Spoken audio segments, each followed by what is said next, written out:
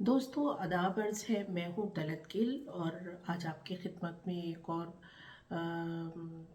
अपना कॉलम लेके हाजिर हुई हूँ, जो हाल ही में होने वाले एक शर्मनाक वाक़े से मुताल्लिक़ है, जो हमारे पड़ोसी मुल्क हिंदुस्तान में हुआ। और इससे पहले कि वो आपके साथ मैं शेयर करूं, आपसे गुजारिश है मेरा channel power voice of London ज़रूर सब्सक्राइब करें और उस पर जो बेल का आइकॉन बना है उसे ज़रूर प्रेस करें, ताकि आपको मेरी हर आने वाली वीडियो टाइम पर मौसूल हो सके।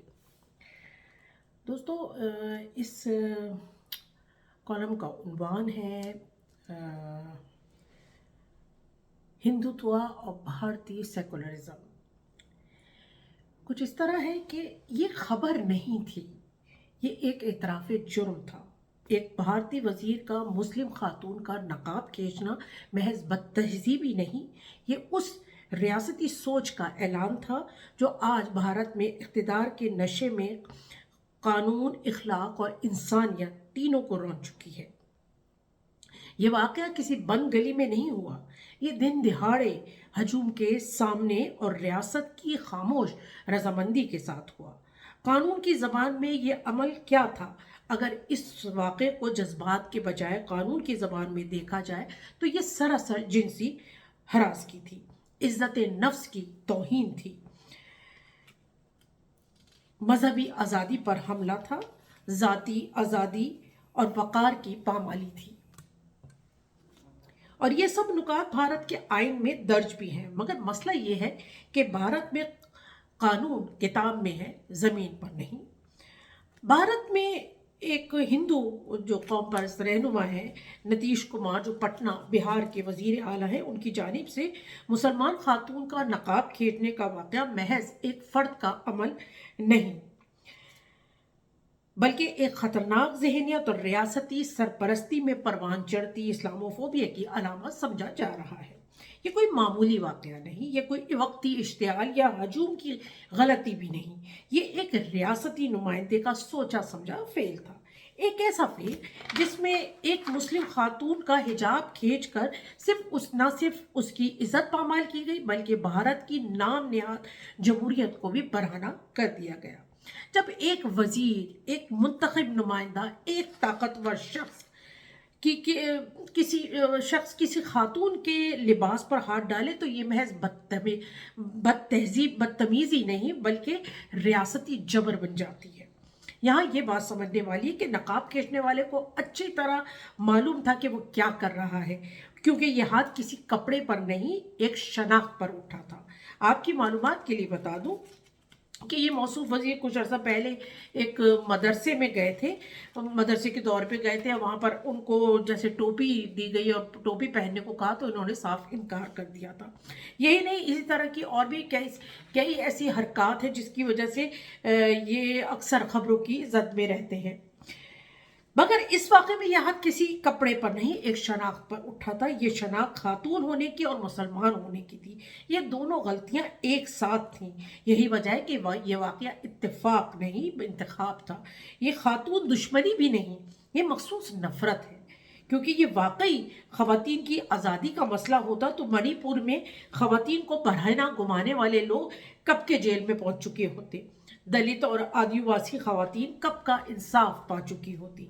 मगर वहाँ खामोशी और यहाँ शोर है, क्योंकि ये एक मुसलमान खातून है। ये सेलेक्टिव फेमिनिज्म है जिसे सियासत में नफरत का हथियार बना दिया गया है। आपको गालिबन याद हो, जब 2021 में दुनिया कोरोना वायरस से लड़ रही थी, उस वक्त सोलिडील्स ऐप के ज़रिए दर्जनों मुसलमान ख़वातीन को ऑनलाइन नीलामी के लिए पेश किया गया था। इसमें डॉक्टर, वकील, अदीब और हर तरह की पेशावर ख़वातीन जो थी, उनकी शनाख्त, उनके एड्रेस और दीगर तफसीलात को वो जो थी वो शेयर की गई थी, और उनको नीलामी के लिए पेश किया गया था, जिससे मुसलमान ख़वातीन की ज़िंदगियों को शदीद ख़तरात लाहक हो गए थे। मैं उस वक्त एक बरतानवी इंडियन चैनल के ऊपर काम करती थी और मैंने ऐसे बहुत से वाक़यात की वीडियोस अपनी आंखों से देखी हैं कि किस तरह मखसूस अक़लियतों के ख़िलाफ़ गंदा और बेहुदा प्रोपेगेंडा किया जाता था और आज तक किया जा रहा है। آپ اس گری ہوئی سوچ کی مثال اس واقعے کے بعد ہونے والے رد عمل میں بخوبی دیکھ سکتے ہیں، جس کا اظہار یو پی کے وزیر اعلیٰ سنجے نشید نے اپنی مکروہ گفتگو میں کیا کہ صرف نقاب کو ہاتھ لگایا ہے، کہیں اور تو ہاتھ نہیں لگایا۔ یہ سوچ دیکھیں آپ۔ سب سے غلیظ جو بیان ہے وہ یونین کے جو منسٹر ہیں گری راج سنگھ نے دیا کہ جو کچھ بھی وزیر نے کیا ہے وہ بالکل درست صحیح کیا ہے، اور وہ خاتون نوکری ریفیوز کرے یا جہنم میں جائے، ہمیں اس سے کوئی سروکار نہیں۔ آپ یہ سوچ دیکھیں آپ۔